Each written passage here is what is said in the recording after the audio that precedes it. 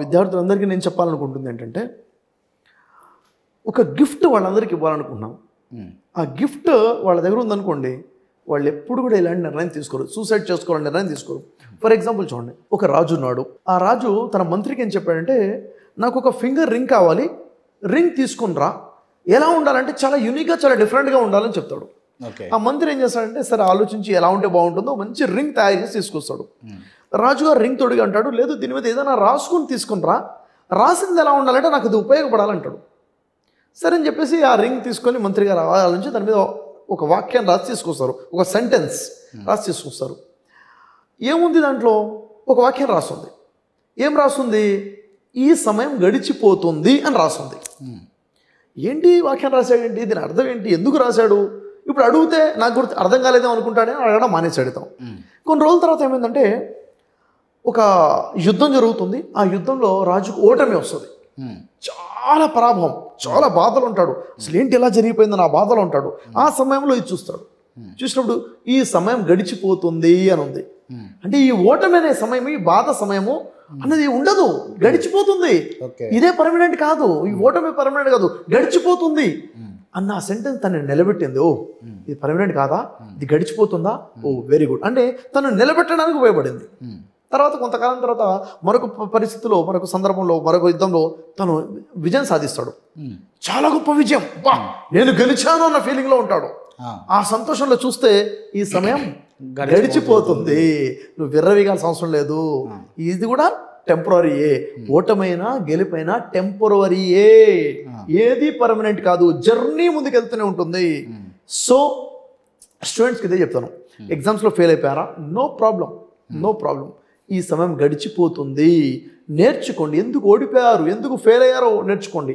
ఏం చేయడంలో ఫెయిల్ అయిపోయారు, నేర్చుకుని ముందుకెళ్ళండి. ఓడిపోయింది నువ్వు కాదు కదా, నువ్వు చేసిన ప్రయత్నం ఓడిపోయింది, నువ్వు రాసిన ఎగ్జామ్స్లో నువ్వు చేసిన ప్రయత్నం ఓడిపోయింది, మళ్ళీ ప్రయత్నం చేయొచ్చు.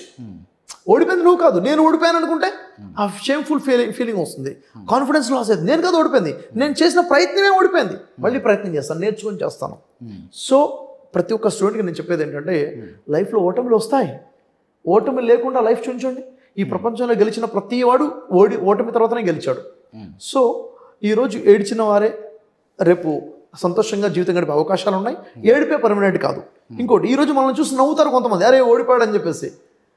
వాళ్ళు గొప్పగా గర్వంగా చెప్పుకునే రోజులు కూడా వస్తాయి మనం కనుక ఫోకస్ చేస్తే.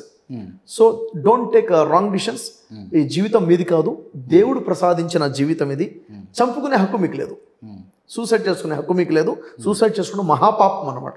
ఎందుకంటే చాలామంది అనుకుంటారు సూసైడ్ చేసుకుంటే అంతా అయిపోయింది కదా, కష్టాలు ఉండవు కదా, ఒక 2 నిమిషాలు ఓపిక పట్టుకుంటే చచ్చిపోతాను, ఇంకా బాధలే ఉండవంటాం. లేదు, సూసైడ్ చేసుకుంటే బాధలు మొదలవుతాయి. ఎవరికి? తను పోతే మిగిలిన ఉన్న వాళ్ళకి బాధలు ఉంటాయి, తను పోయిన తర్వాత పరలోకంలో కూడా శిక్ష ఉంటుంది కదా.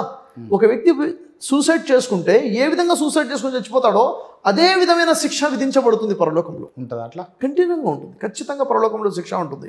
ఒక వ్యక్తి విషం తాగి చచ్చిపోతే, విషం తాగితే ఎంత అర్ధగంట ఓపిక పట్టుకుంటే గంట ఓపిక కూడా చచ్చిపోతాను కదా అనుకుంటాం కదా, అలాంటి ఆలోచన ఉన్న వాళ్ళకి చెప్తున్నాను నేను. ఏంటది? ఈ రోజు నువ్వు ఏ విధంగా అయితే సూసైడ్ చేసుకున్నావో పరలోకంలో నీకు దేవుడు శిక్ష విధించడం జరుగుతుంది ఖచ్చితంగా.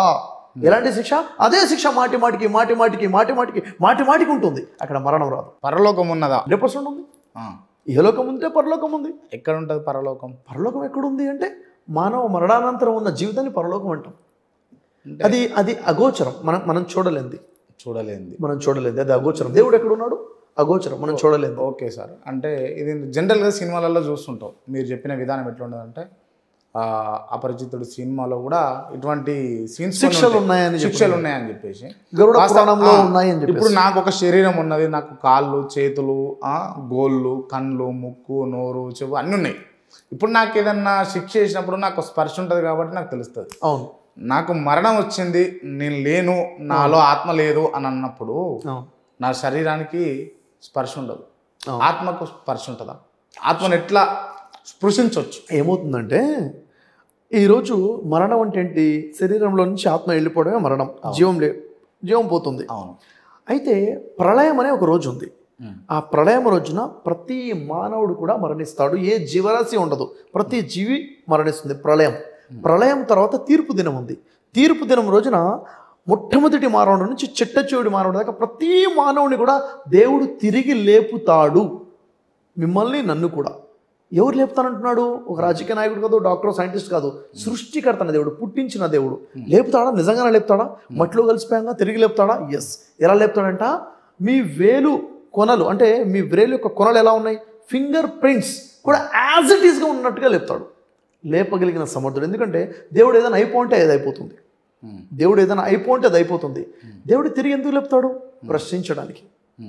క్రాంతిని, షఫీని ప్రశ్నించడానికి. నేను నీకు జీవితాన్ని ఇచ్చాను కదా, ఎలా గడిపావు? నీకు యవ్వనాన్ని ఇచ్చాను కదా, ఎక్కడ ఖర్చు పెట్టావు? నువ్వు డబ్బు సంపాదిస్తే ఎలా సంపాదించావు? డబ్బు ఎక్కడ ఖర్చు పెట్టావు? నీకు తెలిసిన మంచులో ఎంత ఆచరించావు? జీవితం గురించి ప్రశ్నించడానికి దేవుడు ఖచ్చితంగా లేపుతున్నాడు.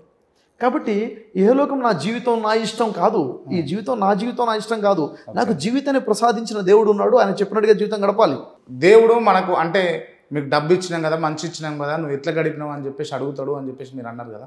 మరి ఏమీ లేని అభాగ్యులను ఏమని అడుగుతాడు? అదృష్టవంతులు వాళ్ళు, చాలా అదృష్టవంతులు. దేవుడు ఏమని అడుగుతాడు? చూడండి, రోడ్డు మీదకి పోతే అన్నం లేకుండా ఏం లేకుండా అక్కడ కూర్చొని కథను ఉంటాడు. ఆయన దేవుడు ఏమని అడుగుతాడు? ఆయనకి ఏదైతే ఇచ్చాడో దాని గురించి అడుగుతాడు. చూడండి, ఉదాహరణకు మీకు ఎగ్జాంపుల్ చెప్తాను. మీ కళ్ళున్నా మీరు చూస్తున్నారు, నాకు కళ్ళున్నాయి నేను చూస్తున్నాను. ఇంకో వ్యక్తి ఉన్నాడు, 2 కళ్ళు లేవు.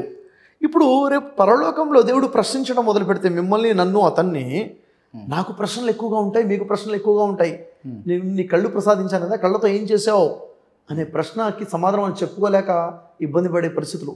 మన కళ్ళని ఎక్కడెక్కడ వాడాం, ఏమేమి చూసాం, ఈ కళ్ళతో చూడటం వల్ల ఎన్ని కోరికలు పుట్టాయి, ఏమేమి పనులు చేసావు జీవితంలో. కళ్ళు లేనివాడు ఆ ప్రశ్నలు లేవు కదా. ఆ రోజు తెలుస్తుంది తన ఎంత అదృష్టవంతుడు. అవునా లేదా? కాబట్టి ఇక్కడ లేదు అంటే ఇది శాశ్వతం కాదు కదా. ఇహలోకమే శాశ్వతం అనుకున్న వాళ్ళకి ఈ ప్రశ్నల సమాధానం లేదు. ఇహలోకమే శాశ్వతం అనుకుంటే ఈ ప్రశ్న సమాధానం లేదు. ఇహలోకం శాశ్వతం కాదు, పరలోక జీవితమే ప్రతిఫలం అని ఒకటి ఉంది. అవునా లేదా? ఈరోజు ఒక్కొక్కళ్ళ కోటానుకోటు లెక్కలేనంత డబ్బు ఉంది, దాని సమాధానం వాళ్ళు చెప్పుకోవాలి. అవునా లేదా? ఒకటి కడు పేదరికంలో ఉన్నారు, వాళ్ళు సహనంగా ఉంటే అందరికన్నా ముందు సాఫల్యం వాళ్ళే పొందుతారు పరలోకంలో.